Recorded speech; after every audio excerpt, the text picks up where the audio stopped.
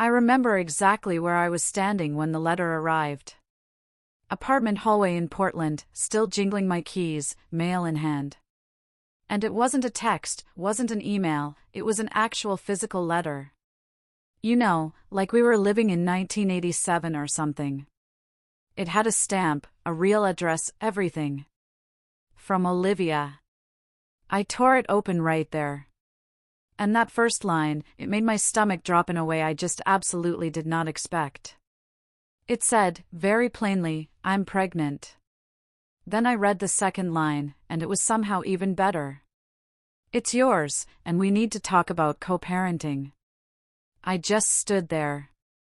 30 seconds, maybe more. I read it again, then a third time, because my brain was absolutely failing to process something that, to me, made zero sense. Because, see, there was this one tiny little problem with Olivia's announcement. One microscopic, irrefutable detail that made this whole thing impossible. I'm sterile. Completely. Permanently. And I have been since I was 11 years old. When I was a kid, I had leukemia. The kind that required aggressive chemotherapy and radiation. The kind where doctors sat my parents down and explained, very carefully, that saving my life meant sacrificing certain futures. I survived, obviously, I'm here telling you this story. But the treatment left me with something called azoospermia, a really fancy medical term that basically means zero reproductive capability. Over the years, I've had multiple tests. 3 different doctors. 3 different labs. And every single result came back the same, nothing. Not a trace. Not even a chance. So, when I read that letter, when I saw her claim that I got her pregnant, my first thought wasn't panic, or fear, or even anger. It was curiosity. Genuine curiosity about what in the world she thought was going to happen next. Olivia and I had dated for 2 years. And looking back now, I can see all the red flags I just completely ignored because I really wanted to believe we could work. She was controlling in these tiny ways at first. Little comments about my friends, or how I spent my time. Then it just graduated to bigger things. Questioning my decisions about work or money. When something went wrong in her life, it was always someone else's fault, never hers. And she had this incredible ability to twist conversations until I was apologizing for things I didn't even do. The breakup itself wasn't dramatic or explosive. I just sat her down one evening. Told her honestly that I didn't see a future for us. That I cared about her, but we just weren't right for each other. She cried, of course. Asked if there was someone else. And when I said no, she actually seemed almost offended. Like she couldn't believe I'd end things just because we were incompatible. I helped her pack her stuff. Drove her to her new place. And I truly thought that was it. Clean break. Move on with our lives. For about 6 weeks, I heard nothing from her. No calls, no texts, no attempts to reconnect. I figured she was processing it her own way. Maybe dating someone new, and I honestly hoped she'd find someone better suited for her. Then that letter showed up, and suddenly I realized the silence wasn't acceptance. It was planning. Here's what made the whole thing even stranger: she knew about my cancer. I told her early in our relationship because it felt like something important to share, something that really shaped who I became. I even showed her the small scar on my chest from the port they used for chemo. Talked about the hospital stays, how my parents basically lived in that pediatric oncology unit for months. But the thing is, I never explicitly told her about the sterility. It just never came up naturally in conversation. We never had those deep talks about having kids someday. We never got to that stage where you map out your whole future together. And honestly, I always figured if we ever did get serious about it, I'd explain the situation then. So, technically, she knew I'd had cancer and aggressive treatment. But she either didn't connect the dots about what that meant for fertility, or she knew exactly what it meant and just decided to gamble that I wouldn't have proof. Either way, she was betting on something that absolutely could not possibly be true. And I couldn't figure out if that made her desperate or just incredibly calculating. I didn't respond to her letter right away. I wanted to think through my next move carefully. Part of me, this tiny, absurd part, even wondered if maybe, just maybe, there was some medical miracle I didn't know about. Some 1 in a billion chance that the doctors missed something. So I pulled up my most recent test results from 2 years ago, the ones my oncologist ordered during a routine checkup. And there it was, in black and white. Azoospermia. 0 count. Recommendation for assisted reproduction if desired. I just sat at my kitchen table with that medical report and Olivia's letter side by side. The whole situation felt surreal, like I'd stumbled into someone else's life by mistake. Finally, I wrote back. Keeping it simple and direct. I'll need a paternity test. I didn't accuse her of anything. I didn't get emotional. I just stated what seemed like a reasonable request, given the circumstances. Her response came fast. Way faster than the first letter. And this time, it was an email. 3 paragraphs of pure outrage about how I could dare to question her. How she'd never lied to me about anything. How I was trying to abandon my responsibilities. The phrase she used that really stuck with me was, "How dare you doubt me?" Like my request for scientific verification was some kind of personal insult. Like wanting proof of something biologically impossible was just unreasonable. I read her email twice. Then I made a decision that would change everything. I contacted my oncologist's office and requested my complete medical history. Everything. From my original diagnosis at 11, through every follow-up appointment and test I'd ever had. It took about a week to compile, but when it arrived, it was beautiful in its completeness. Treatment records, medication logs, 3 separate analysis reports spanning 15 years, all showing the exact same result. I scanned every relevant page, put together a PDF with a cover letter explaining the situation very factually, and sent it to her email with a simple message: I am biologically incapable of fathering any child. Any further claims otherwise are medically impossible and legally actionable. I hit send at 9:47 p.m. on a Thursday night. Then I poured myself a drink and waited to see what would happen next. The response I expected was maybe an apology. Maybe an angry denial. Or maybe just silence while she figured out her next move. What I got instead was absolutely nothing. Radio silence. No reply. No phone call. Not even a reaction. 3 days went by with 0 contact, and I started to think maybe she'd realized her mistake and quietly backed down. Maybe this whole nightmare was just going to fade away without any more drama. Then on Monday morning, I checked my mailbox and found another letter. But this one wasn't from her. It was from a law firm I'd never heard of, and the return address made my blood run cold. The letter was professionally printed on expensive letterhead. Very formal, very serious. And it informed me that their client was pursuing legal action regarding child support and parental obligations. They wanted to schedule a meeting to discuss my responsibilities, referenced her pregnancy as an established fact, mentioned amounts I'd be expected to contribute, and made it very clear that my refusal to cooperate was being documented. I read it standing in my living room, and for the first time since this whole thing started, I felt actual anger. Not at the absurdity anymore, but at the deliberate escalation. She wasn't backing down. She was doubling down. And she brought lawyers into something that could have been resolved with one honest conversation. I called my own attorney that same day, Mr. Davies, a guy I'd used for some contract work a few years back. I laid out the entire situation for him. His first question was whether I had documentation of my condition. And when I said yes, complete medical records, he actually laughed and said this was the easiest case he'd ever seen. But then he added something that made me pause. The question wasn't whether I'd win. It was what her endgame was. What she actually thought would happen when the truth came out, because it absolutely would. The lawyer's letter sat on my kitchen counter for 2 days before I did anything with it. Not because I was scared, but because I wanted to make absolutely sure I handled this perfectly. Mr. Davies told me to gather everything.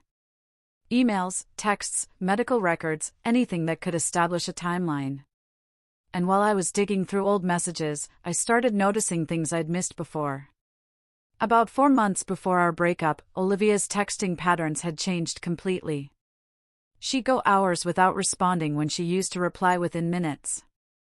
And there were entire evenings where she claimed to be working late, but her social media showed she was out somewhere else.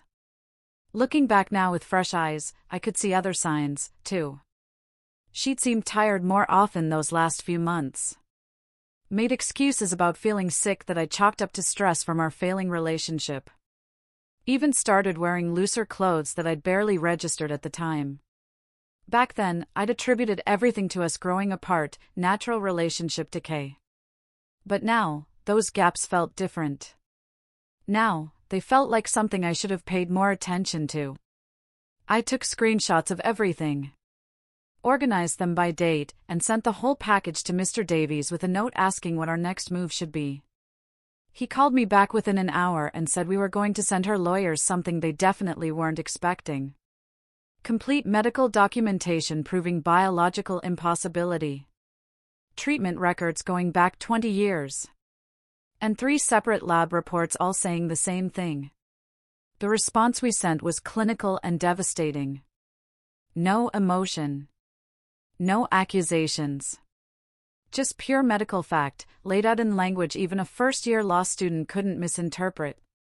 We included a letter from my oncologist explaining the treatment I'd received, the permanent effects on fertility, and a statement confirming that natural conception was impossible in my case. Mr. Davies added a paragraph that I particularly appreciated. It basically said that any further attempts to pursue paternity claims would be considered fraudulent and could result in legal consequences for filing false documents. We sent it certified mail to her lawyers, regular mail to her apartment, and copied her on the email version, just to make absolutely certain nobody could claim they didn't receive it. Then I waited. Expecting maybe a quick retraction, maybe an embarrassed phone call. Maybe just silence while they figured out how to back down gracefully. What I got instead was something I genuinely didn't see coming: absolute radio silence. The kind of silence that feels louder than any argument. 3 weeks went by with nothing. No response from her attorneys, no angry messages from her, not even a passive-aggressive social media post I could screenshot for documentation. Mr. Davies said this was actually a good sign, that they were probably trying to figure out how to withdraw without admitting wrongdoing. But something about it felt off to me. People like Olivia didn't just slink away quietly when their plans collapsed. They adapted. They found new angles. They burned everything down rather than admit defeat. I kept checking my email obsessively, kept looking at my phone, expecting some new crisis. And the waiting was honestly worse than the initial confrontation had been. Then on a Wednesday afternoon, I got a text from a number I didn't recognize asking if we could talk about what she'd done to me. The message was from Olivia's younger sister, Sarah. Someone I'd met maybe 5 times during our relationship, someone who'd always seemed nice but distant. I debated whether to respond at all, whether this was some kind of trap. But curiosity won out, and I agreed to meet her for coffee the next day. Sarah showed up looking exhausted, like she hadn't slept properly in days. And before I could even say hello, she started apologizing for her sister's behavior. Apparently, the whole family had been in crisis mode ever since my medical records arrived. Her parents had already started buying baby furniture and telling their friends about becoming grandparents. And now, everyone was trying to process the fact that their daughter had lied about something this massive. I asked if she'd told them who the actual father was, keeping my voice neutral, and Sarah just shook her head and said, nobody could get a straight answer. But then she added something interesting. About 8 months ago, right around when those texting gaps and behavioral changes started, Olivia had gotten weirdly close with someone from her office. A guy she'd mentioned a few times as just a work friend. Sarah had met him once at some company happy hour. Remembered thinking it was strange how much time they spent talking in the corner, but she'd figured it was innocent because the guy, Mark, was married with kids. The way she emphasized that he had been married made my stomach sink, because I could already see where this was going. Could already predict the explosion that was coming for people who had nothing to do with me. I thanked Sarah for the information, told her I appreciated her honesty, and went home to document everything she'd told me. That same evening, Olivia tried a different approach. She started calling my landlord, Mr. Henderson, leaving messages about how I was an unfit tenant who harassed pregnant women, trying to get me evicted from my apartment. Mr. Henderson, bless him, called me immediately to ask what kind of drama I'd gotten into. And when I explained the situation and offered to show him the legal correspondence, he just laughed and said he'd dealt with vengeful exes before. He mentioned she called 3 times that day and asked me to send him something in writing so he could tell her to stop. I emailed him a brief summary and copies of the relevant documents. And he forwarded them to his attorney with a note saying if she contacted him again, they'd pursue harassment charges. But she wasn't done yet. Not even close. While she was trying to destroy my housing situation, she was also apparently running a completely different scheme at her workplace. One of my friends, Jessica, who worked in the same industry, sent me a screenshot of a fundraiser that had been circulating through Olivia's company's internal channels. The description was heartbreaking, if you didn't know the truth. Single mother abandoned by her partner, struggling to afford prenatal care, just trying to give her baby a good start in life. People had donated. Not huge amounts, but enough that it probably added up to a few thousand. And the comments were full of supportive messages calling me every name you could imagine. Jessica said the company's HR department had gotten involved once someone questioned why she was soliciting money at work. But by then, the damage was done. The narrative was set. And I was the villain in a story I didn't even know was being told. I felt this weird mix of anger and exhaustion. Like every time I thought we'd reached the bottom of this situation, she found a new way to dig deeper. Mr. Davies said we could potentially pursue defamation claims. But he also pointed out that sometimes the best response is just letting someone destroy their own credibility. And in this case, that's exactly what was happening. The real breaking point came from a direction nobody expected. Mark's wife, Emily, started asking questions. Apparently, Olivia had been sending him increasingly frantic messages, begging him to step up and help with the baby, threatening to tell his wife everything if he didn't. And she'd made the crucial mistake of sending one of those messages while his phone was sitting on the kitchen counter, and Emily was standing right there. Emily confronted him.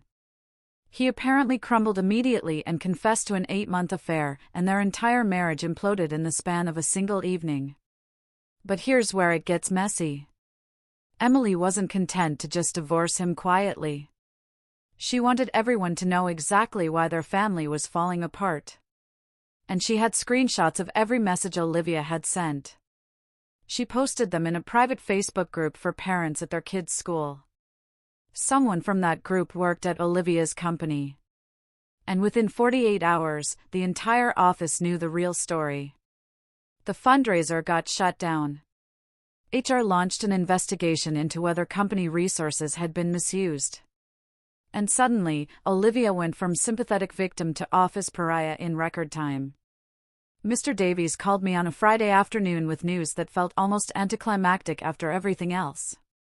Her lawyers had sent a formal letter withdrawing all claims and stating that the initial petition had been filed in error. No apology. No acknowledgement of the chaos they'd caused. Just a sterile legal statement, basically saying they'd made a mistake. He asked if I wanted to push for anything else. Maybe a formal retraction or a settlement to cover my legal fees, but honestly, I just wanted it over. Let it go, I told him. Let her deal with the consequences she created. He agreed, but suggested I keep all the documentation indefinitely, just in case she tried something else down the road. I organized everything into a folder on my computer, backed it up in 3 different places, and tried to figure out how to move forward from something this bizarre. But the story apparently wasn't quite finished yet. Because 2 weeks later, I got one more message that showed me exactly how deep this rabbit hole went.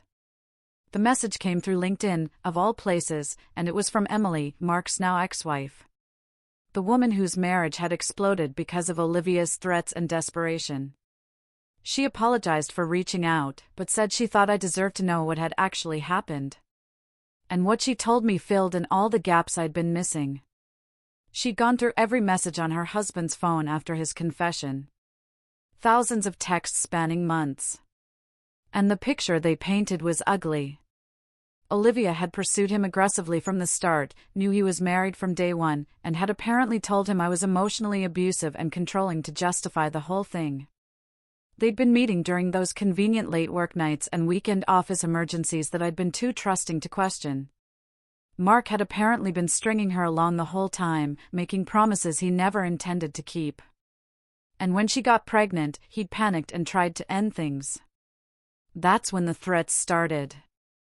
That's when she told him she'd destroy his marriage if he didn't step up. And that's apparently also when she decided I might be a more convenient option for child support than a messy custody battle with a married man who wanted nothing to do with her. Emily didn't send me all the screenshots, just described what she'd found. But it was enough to understand the timeline. In messages from about a month before our breakup, Olivia had told Mark she was going to end things with me soon, but needed to time it right so I wouldn't get suspicious. And others, sent 2 weeks after our breakup, where she told him she was free now and they could finally be together openly.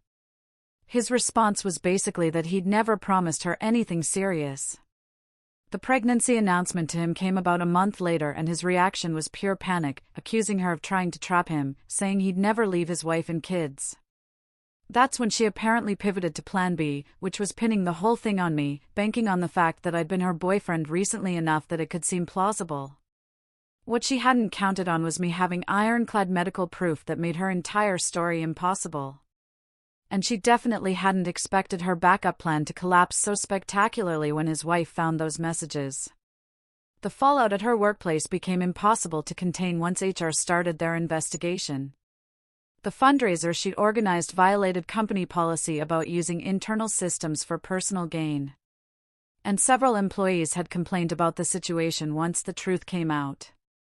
Her company didn't fire her outright, probably worried about wrongful termination claims since she was pregnant, but they transferred her to a different department with no client contact, and made it clear her career advancement there was finished. Mark got fired immediately, though. Something about his affair violating the company's ethics policy since they'd been meeting up during work hours and using company resources. His divorce moved forward fast. Emily had hired an aggressive attorney. And those screenshots made any custody negotiation pretty one-sided. From what I heard, he ended up in a studio apartment, paying most of his salary in child support and alimony. I felt bad for his kids, honestly. They were innocent victims in all of this, but I couldn't muster much sympathy for him or Olivia at that point. About a month after the legal case got withdrawn, Olivia made one final attempt at damage control. She sent me an email, not through lawyers this time, just a direct message that was somehow both apologetic and demanding at the same time. She acknowledged that maybe she'd made some mistakes in how she handled things, said the stress of the pregnancy had made her act irrationally, and then got to her real point. She needed financial help.